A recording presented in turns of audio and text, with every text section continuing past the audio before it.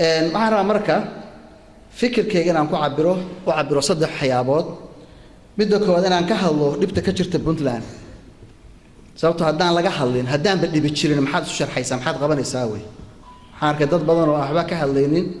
haddana oranaya waxaanu nahay candidates baana sababtoo dhib baa jirta dhibta in laga hadlo oo la iftiimiyo waa lagama maarmaan tan labaad waxaan rabaa inaan ka hadlo sida ay aniga ila tahay fikirkayga dhibtaa jirta Puntland sida looga bixi karo aragtidayda ku aadan iyada iyo ugu dambeyn aniga Cabdiwali waxa aan qabtay iyo waxa aan rabo Puntland inaan ka qabto haddii aan meesha tago Ilaahay uu idmo horaan in badan uga hadlay waan se ku celcelinayaa dhibaha ka jira Puntland dad ba waxay yiraahdaan maxaad u sheegaysaa Puntland dhibteeda cadow baan leenahay ku farxaye haddaan dhibta laga hadal xalkeeda la heli maayo waa in dhibta la ogaada waxay tahay ka bacdina aanu ka wada hadalnaa sidii aanu xal u raadin lahayn tan hawshiisa waxa weeye Puntland waxaa ku dhacay kala furfurasho siyaasadeed marka siyaasadda ka hadalno waxaa ku dhacay political fragmentation ayaa ku dhacay Puntland dadkii ku bahoobay 1998 maanta ma wada joogaan jir ahaanna uma joogaan physically uma wada joogaan qalbi ahaanna uma wada joogaan morally uma wada joogaan waa dhabtu taa wey dhulkii Puntland ee 1998 lagu bahoobay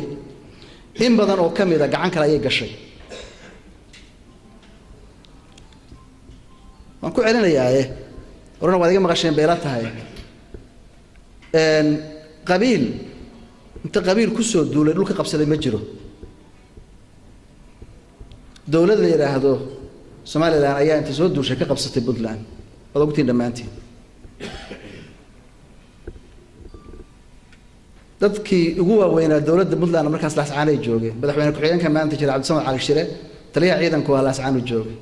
wasiirka maaliyadda gaagaab waa uu joogay sidaan maqashisnaa marka haddii dawlad ka qabsatay de waajib ku xidhan ila tahay in aan looga fadhiin qabiil inuu qabiil ka ceshado wax loo baahan yahay dawladdii laga qabsaday waajib bay ku hayd inay soo celiso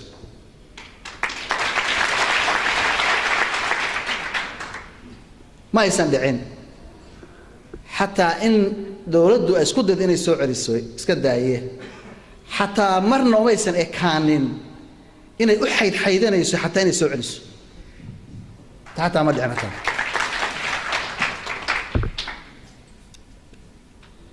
xadka Puntland waan naqaanaa meeshuu ahaa 1998 waxaan u maleynayaa inuu oog ku dhowaa ama oog ahaa maantana tukaroq baa la isku hor fadhiya dhulka intiisa badnaydna in badanoo ka midana waa la qabsaday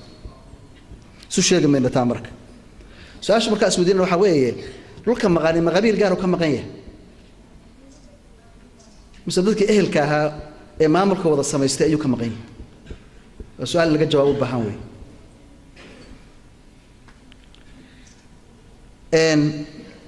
waxaa loo baahan yahay marka dadku way isweydiinayaan government is a social contract dowladnimadu waa heshiis bulsho heshiiska haddii lagu xadgudbo la wada dhigtay in dib loogu laabto wax la iska weydiiya waa waajib weyn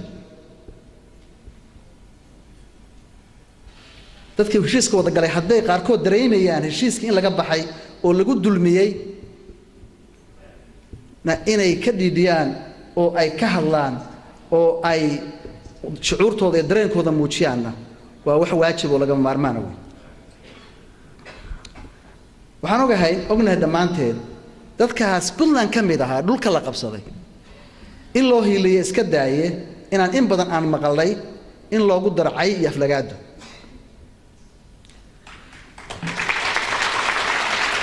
waxaase nasiib darro ah dadka kale haddaana marka yani mas'uuliyadda dadkii lahaay haddii mas'uuliyaddooda ay ka soo bixi waayeen sidii waajibku ahaana ay arki waayeen in inteena kalena aan u aamusnay oo aan waxba ka oran ha ugu horeeyaan ismada Puntland ha ugu horeeyaan laftigooda waan u sheegaya ma aysan oranin war dadkan walaalaheena ee dhibaatooday ee dhibtu qabsatay ya ha laga daayo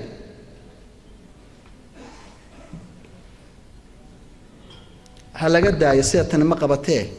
isma aan oran ismana aan weydiin marka maxaa diidaya in badan oo kamid ah inay tiraahdo waanu tagaynaa wax diidaya ma jira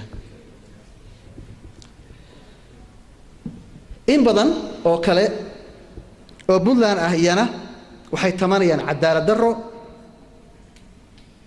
iyo dawladda Puntland oo xaq ay lahaayeen ka waayeen waan ognahay dhamaad waa sognahay waxay hadda meesha laga shaqeynay dhan baa kamid ah raas Caseerland iyo maakhiri waxaas waa guux jira weey in laga hadlan u baahan taas waa taa Puntland waxa ku dhacay burbur dhaqaale ku dhacay fashil dhaqaale oo xun ayaa ku dhacay hoos u dhac dhaqaale oo xun baa ku yimid maxaa sababay kow kharashkii dawladda government expenditure oo galay jeebab gaar ah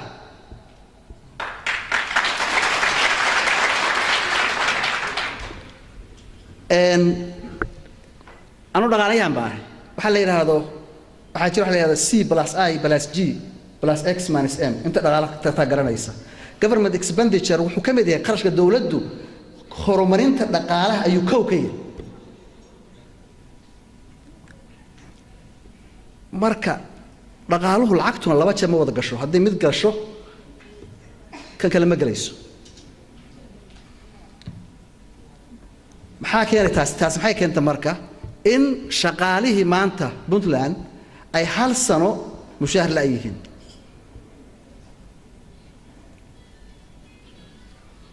waxa la ii sheegay October-tii la soo dhaafay hadda waxaan October-teedii kale waxaan maray hal bil ayaa shaqaal mushaar qaatay daana beenshi bishii May oo maray in la igu yiri marka haddii dakhliga imaanayo oo canshuurta la qaadayo waan ognahay anigu waan waagi JNA-da Joint Investment for Somalia Puntland baan ka shaqeynayay 1998 wasaaradda maaliyadda oo ahaa 2010 wasaaradda maaliyadda waxaan u ahaa advisor tan dawladda galin boqolkiiba 70 kharashka dawladda waa mushaar marka haddii lacagtii la aruuriyay oo canshuurtii la qaaday shaqaalihiin boqolkiiba 70 budgetkuna uu yahay shaqaale mushaar shaqaalina isla mushaar qaadan 10 bilood where is the money lacagta xageed kow qofka shaqaalaha ahi waa ognahay dhamaanta waa naqaanaa biil buu qaataa dukaan buu saaran yahay dukaankii marka biil ku saarnaa haddii 10 bilood aan la siin biilkiisii waxaa gaaraya dhibaato dhaqaale dukaanka laftigiisu dukaanka lagu sii xiran yahay oo wholesale laga yaabo ka soo qaato badeecada kiina 10 bilood lama siin waxa imaanaysa marka lacagtaas saadii dhacdo in domino effect ay dhacdo oo jaran wada socota oo isdaba socota oo burbur ku yimaado qofkii shaqaalaha kii dukaanka lahaa kii weynaayo isna ka sii weynaa inta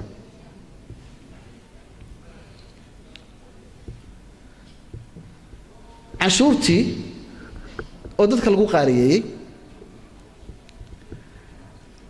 waxaan umaleeyahay qof Soomaali ah oo canshuur bartay inuu aniga aan u malaynayaa dasiibiga akhrisan ITB International Tax Program ee jaamacadda Harvard University Law Schoolkeeda sharciga ayaan ka qaatay shahaado ku saabsan canshuuraha Soomaaliya markaan joogay wasaaradda maaliyadda agaasimaha canshuurta wax soo saarkaan ah marka waan aqaan canshuur waxay tahay canshuur marka ku dhiso waxa la yiraahdo tax rate when you increase the tax rate la wax baa dhaca waxa la yiraahdo tax avoidance iyo tax evasion tax avoidance waxa weeye marka canshuurta qof ku aliyeyso inuu si sharci kaaga leexdo meel kale aado sharciga ma jibinayo isagu wad qaariyeysay boosaaso barbare iyo xamar buu aaday Kismaayo simple wayna dhacday wala socotaan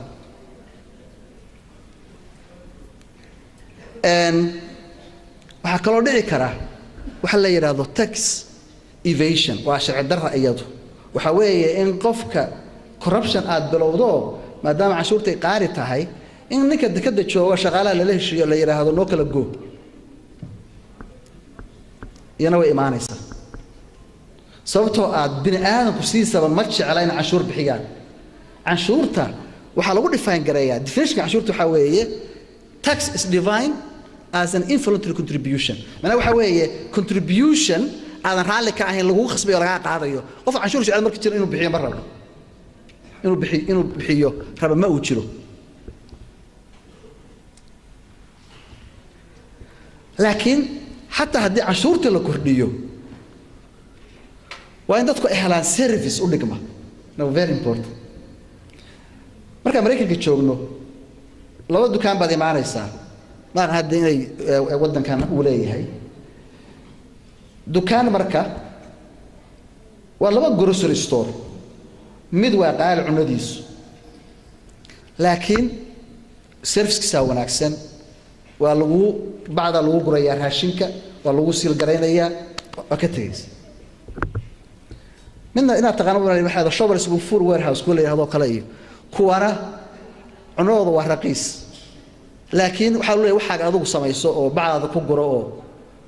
liin dheer gal oo ya marka hatta hal uu qaaliyeeyay cashuurte waa inaad heshaa service-kii u dhigmi lahaa inaad heshaa loo baahan iyana ma jirto dekadina oo iska yaray oo hatta container system aan lahayn haddii marka cashuurtin lagu qaaliyeeyo maxaa dhacaya qofku ayda waxa imaanaya tax evasion ama waxa imaanaya tax avoidance in qofku wareego ama uu laalush bixiyo imaanayso dawladana cashuur weydo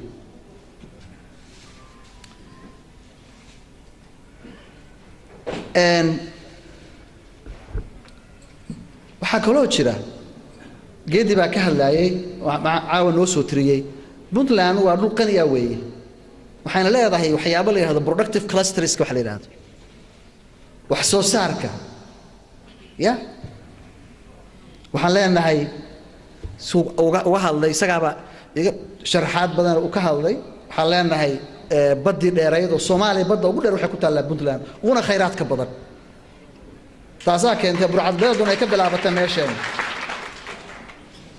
waxaan leenahay xoolo waxaan leenahay beeyo iyo maydi iyo frankincense baan leenahay waxaan leenahay beero timirtu ka hadlay Puntland waxa weeye waxa la yiraahdo the natural habitat of dates mana waxa weeye waa gurigii runta ahaa ee timirta weeye Puntland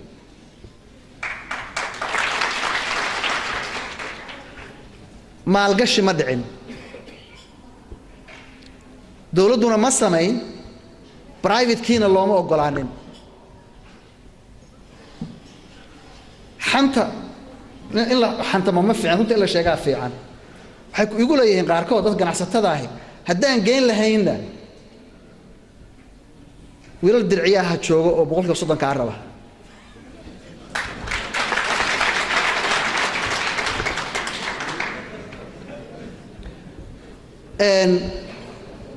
kaabayaasha dhaqaalaha inaan ka hadalno way waa ay burbureen warbixintaydii last year-na waan ku daray waa la socotaan beelata sida dad badan sheegeen aeroboorna ma jiraan oo qofka soo ka imaanaya dibadda waa inuu tagaa Berbera oo baabuur ka qaataa jidka dhowr soo mara Gaalxaye iyo Boosaaso iyo Qardho iyo Baran iyo ku tagaa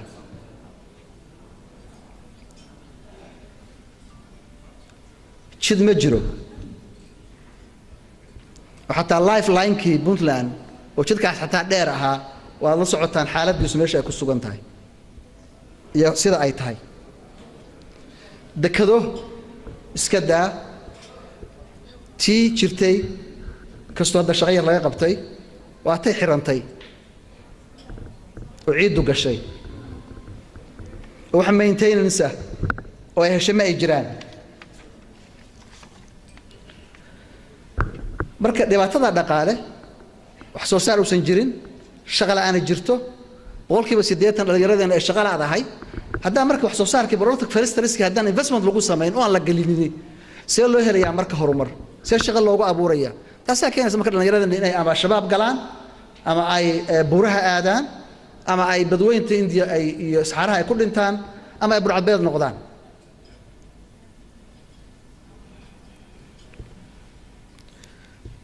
Puntland waxaa ka dhacday nabadgelyo xumo.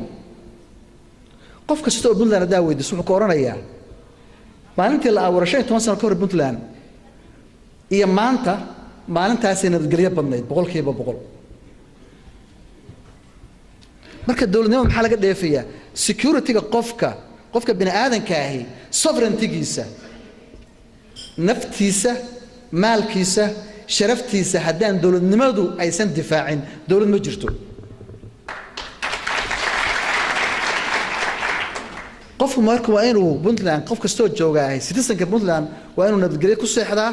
waa inuu nabadgelyo ku soo toosaa waa inuu san wax wala ka qabinin nafsadiisa maalkiisa sharaftiisa xoolihiisa property-giisa waa inuu san ka qabin. tira ma hayo laakiin waxa ka oranayaan inta u dhaxay 350 ilaa 400 oo qof oo ah prominent dadkii prominent-ka ahaa ee Puntland ayaa la dilay. diasporada qaarkood dadka imaan lahaa xataa wadanka oo maalgashi ku sameyn lahaa oo degi lahaa oo ilmahooda keensan lahaa waxay uga baqayaan nabadgelyo xumo qaarkood inay keenaan yimaadaan. haddii nabadgelyadu xumaato wax walba xumaanaya wax walba waxaa base u ah nabadgelyo.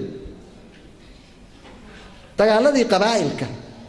anuu ma yiri dawladdaana samaysay abuurtay laakiin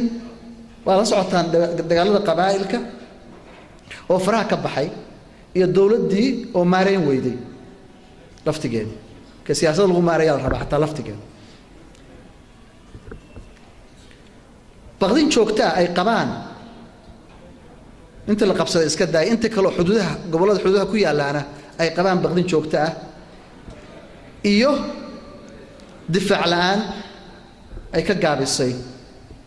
xukuumadda ay ka gaabisay.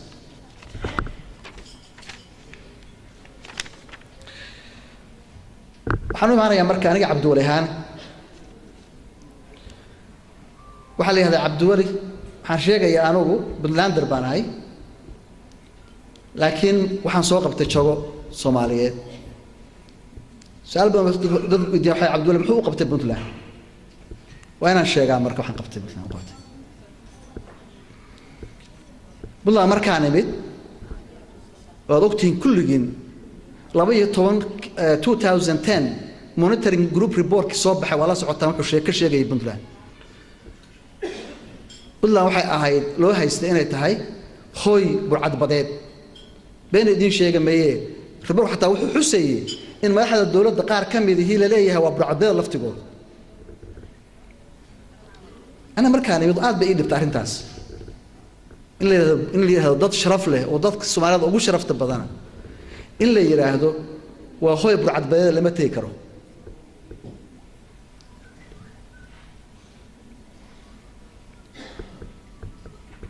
waxaan isku daynaa marka in sumcaddii iyo sharaftii Puntland la soo celiyo. Soomaaliya oo dhan oo socota ayaan keenay Puntland walaalkay baa ka hadlay garowa 1 garowa 2 gaalkacyo agreement iskama imaan. waxaan ka soo tagay sheegaya Soomaaliya Puntland oo ah hooyada Soomaaliyeed Puntland oo hooyada federaalka Puntland oo ah hooygii dastuurka Soomaaliya ayaan ka soo tagay.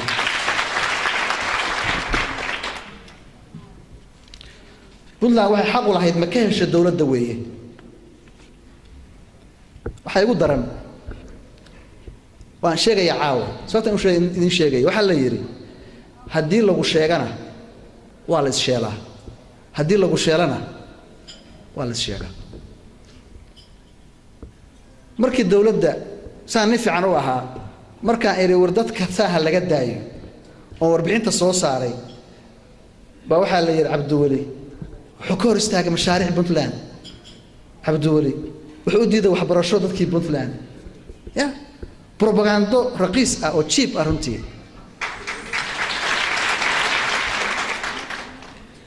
waxaan idin sheegayaa hadda waxaa la xaarayaa airportkii Boosaaso airportka Boosaaso ku yimid ma madaxweynaha Puntland inta tagay taana ka soo saxiiray سبتمبر كويا لبعتين كذي فجوجل جرين كرتان جوجل ده جريسان وحق جريسان عبدول إيه فرانكو فرتين الجلية إذا كان رضوا حاجة صباحية سبتمبر كويا لبعتين كذي ما كان يوم كتير لو كنا كويا طبانكي حنلا شيء وزير كريمة دولة الثريانية وحيروح هنا العكس 28 مليون أو يورو أو دقة 30 مليون أو دولار الصومالية أحيد وحلا هذا community support program العكس حويه لو قلت لك قال إن بدعاء الصومالية ده لو كبو waxaan arrinta runtii shaqo fiican ka qabtay oo dawladda Soomaaliyeed ka taageeray ambassadorka jooga Talyaaniga Nuur Cadde wixii lacagta marka waxaan rabnaa inaan idin siino aad ku samaysaan waxa la yiraahdo beeraha gelisaan waxaan ku yiri Frank Fratini beer waxa la yiraahdo Soomaaliyeed ma jirto intii jirtayna waxaaba qaatay wax joog shabaab baa haysta laakiin waxaan u baahanahay in la ka taageero infrastructure la ka taageero sababtoo ah waxaan ka ogaaday markii ay dhacday abaartu in Soomaaliya meel cargo plane ay degi karto la waayo marka laga reebo Berbera iyo Xamar marka inaan qabno baahi airport waxaan idin sheegayaa innovation agreement kiina haddaa rabtaan internetkan gelinayna waad arkaysaan haddaa rabtaan laakiin waa ka xishooda waxa inaan saa uga hadlo لكن واللي يكلفه إن كان الله هذا ما غلاف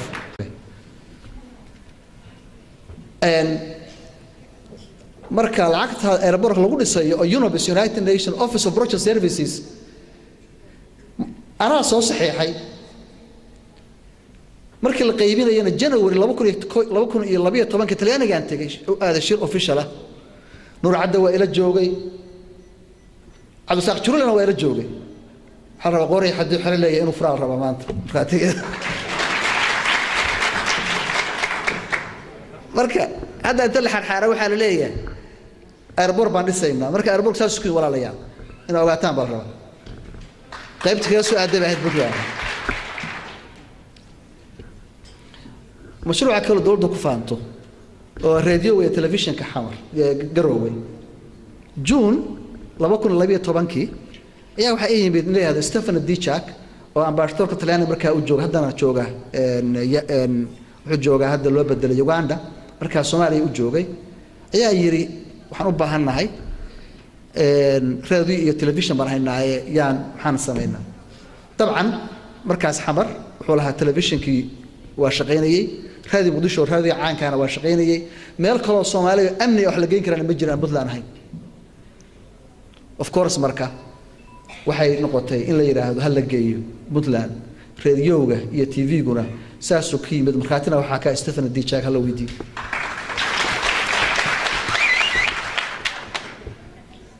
waxa kamid ah raadiyaasha saddexda ahaa hadii ka bandeen ma u maleynaya oo mid aan geynay Sanaag midna Sool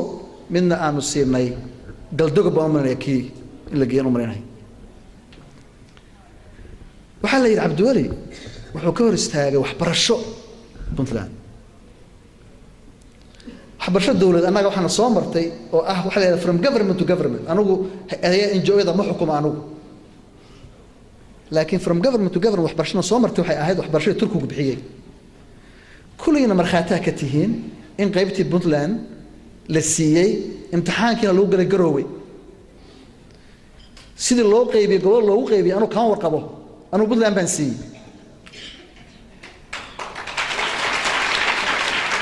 haddii shakhsi laga hadlayana wallahi baan ku dhaartay billahi aniga kuwii walaalahay dhaleen waxaan kaga bixiyaa waxbarasho Uganda aan masruuf ugu diraa anigu iyo tuushikoodan bixiya haddii shakhsi laga hadlayo markii Puntland la geeyay Puntland say u qaybsatay ayaa taqaana anigu ma dhexgelinoo dee wasaaradda waxbarashada ka qaadisay imtixaanka yaa ku baramoosay yaa qaatay iyada dowladda Puntland baa la weydiinaya haddii waxbarasho cid ka maqan tahay oo reertabayo waxbarasho ka maqan iyo scholarship ka maqan ha weydiiyo dowladda Puntland laakiin waxaan ogahay been lama rabee wasiirka jooga Cabdi Faarax Juxa inuu yahay nin Soomaaliya oo wanaagsan oo caadil ah aan ogahay wasiir waxbarasho fiican uu yahay ogahay wax badan uu qabtay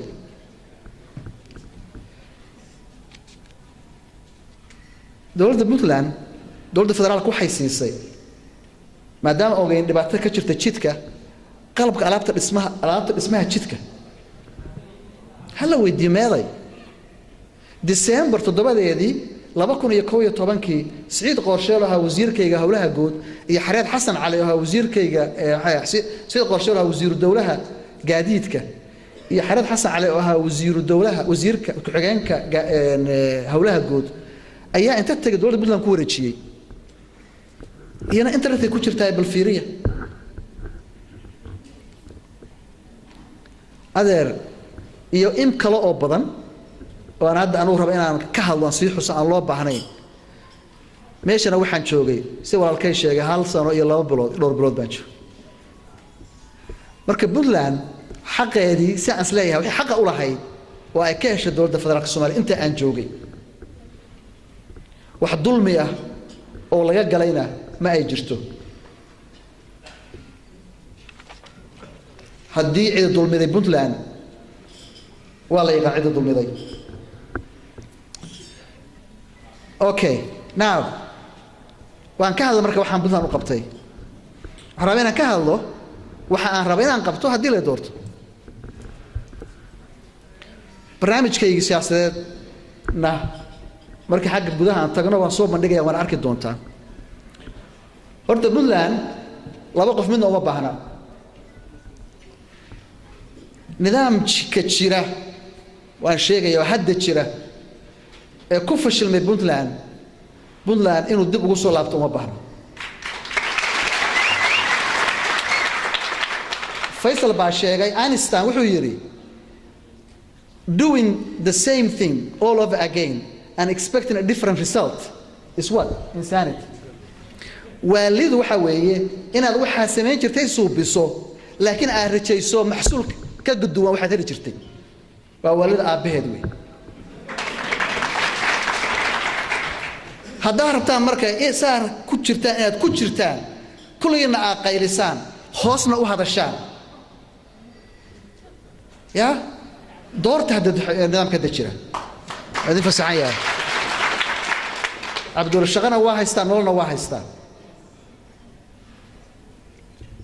laakiin waxaan isleeyahay uma baahna nidaamka dajira inuu Puntland dib ugu soo laabto Puntland way istaahishaa wax ka duwan bay istaahishaa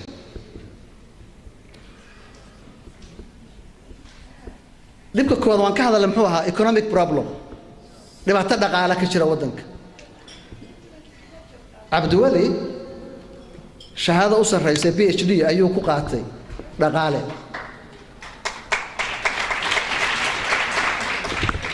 takhasuskayguna waa economic development and growth waa horumarinta dhaqaalaha waxaan ugu bartay waxaan isleeyahay marka wax badan ayaad ka bedeli kartaa dhaqaalaha Puntland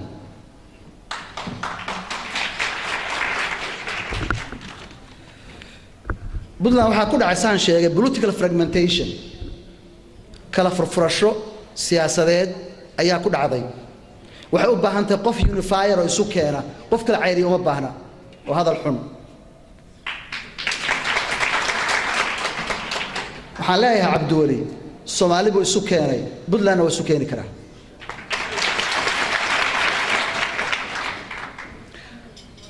Puntland waxaa ka jirta lack of security waxaa ka jirta nabadgelyo xumo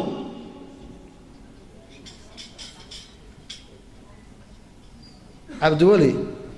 Soomaali wuxuu ku xoreeyay shabaab 4 wiil oo madax jabisa Puntland kama xoreyn waayeen baan leeyahay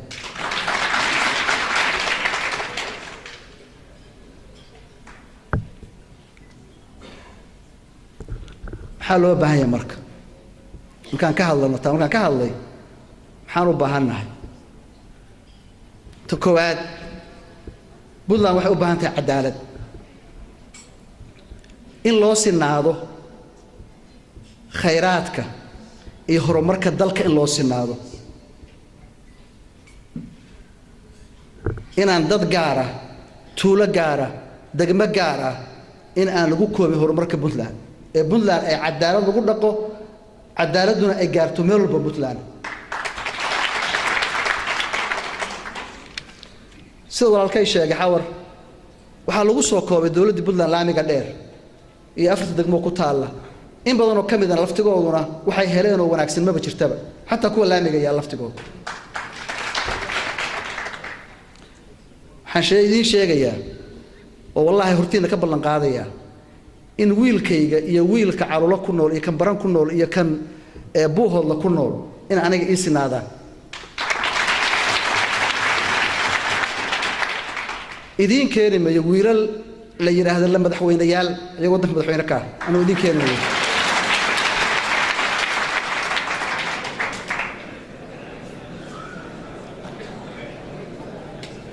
dadka Puntland cadaalad baa deeqda wax kale oo deeqaa ma jiraan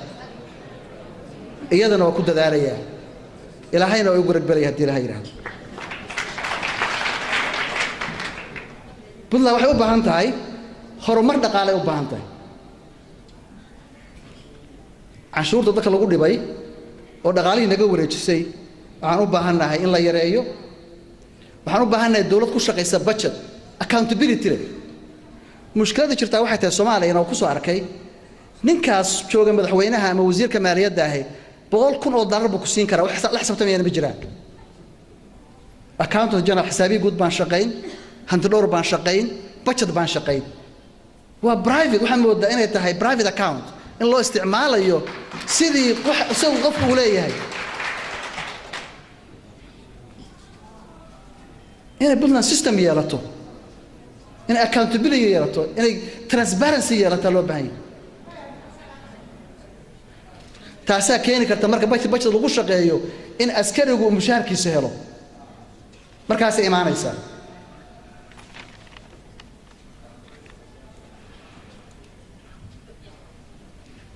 waxa loo baahan yahay maalgelin la sameeyo saan ka hadlay oo waxa la yiraahdo investment lagu sameeyo productive clusters keenay wax soo saarkii beerihii xoolihii kalluunkii laakiin waxay u baahan tahay system good governance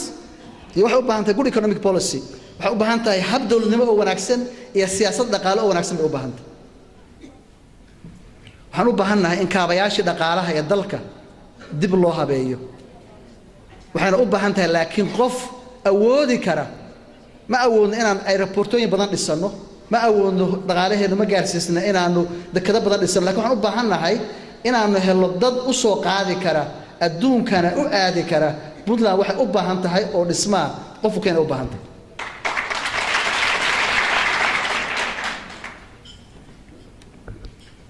security-ga waxay u baahan tahay uma baahan waxa la yiraahdo ghost soldiers in la yiraahdo waxaan leenahay 12,000 iyo 26,000 oo ciidan ah jira oo mushaar lagu qaato maalbana Puntland xaafad kamid ah iyo tuul kamid ah la qabsado waxaan u baahanahay ciidan tayo leh waxaan u baahanahay booliis shaqeeya waxaan u baahanahay cadaalad waxaan u baahanahay oo ay u dhan yihiin yani service-koodii iyo imkaaniyaadkoodii u dhan yahay baa loo baahan yahay saan idin sheegay 70% mushaar weeye waxa budgetka dawladda Puntland 10 bilood mushaar lama qaadan yaa ka fiican askariga aan 10 bilood mushaar qaadan haddana baawur lacag ka buuxdo inta boosa ka soo kaxeeya qalqacyo keenay xaqa uu leeyahay inuu helo weeye hadduusan xaqa uu leeyahay helina nabadgelyana ma helayso isaga laftiisa tuug noqonaya dadkana dhacaya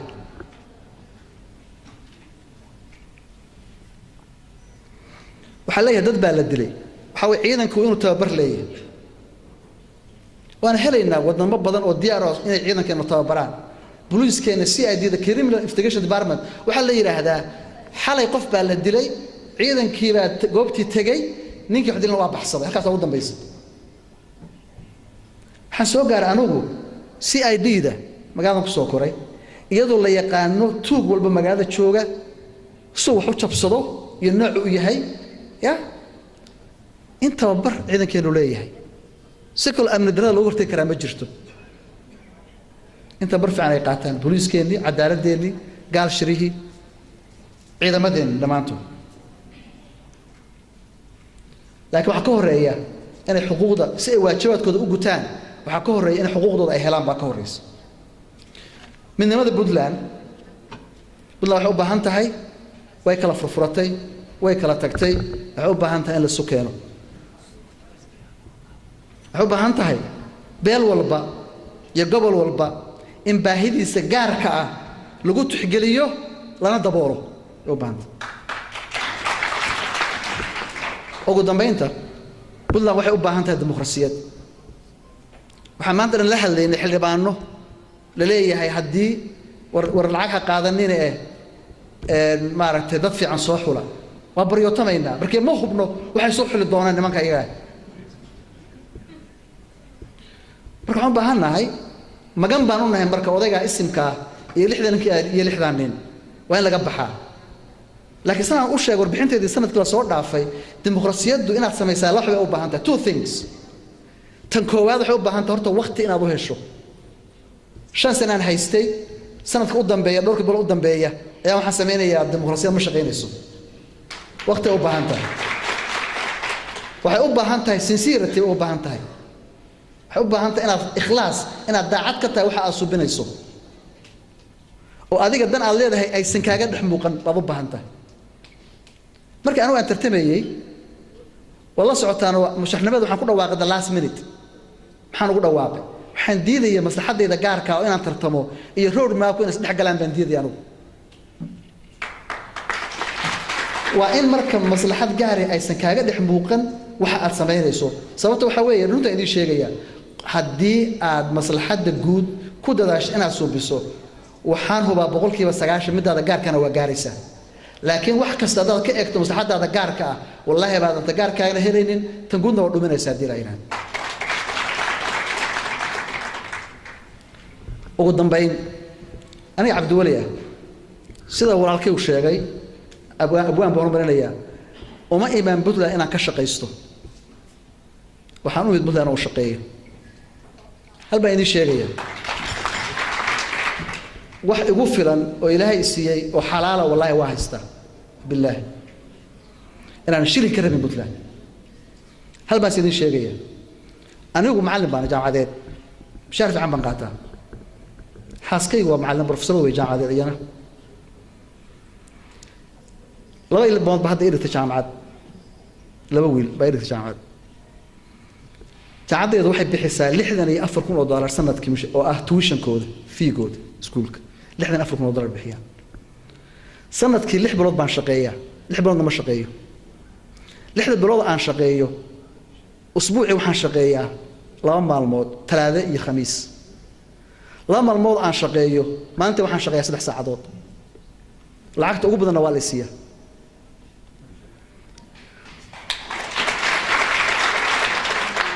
waxaan leeyahay pension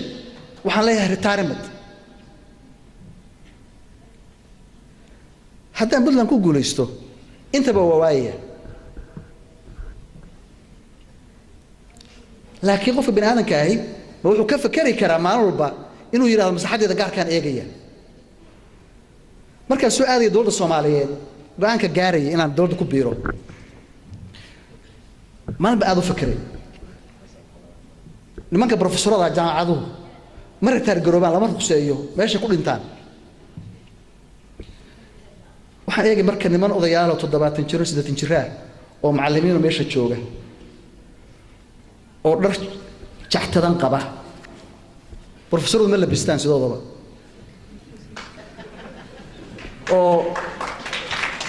oo boorso haraga oo 20 sano jirta wata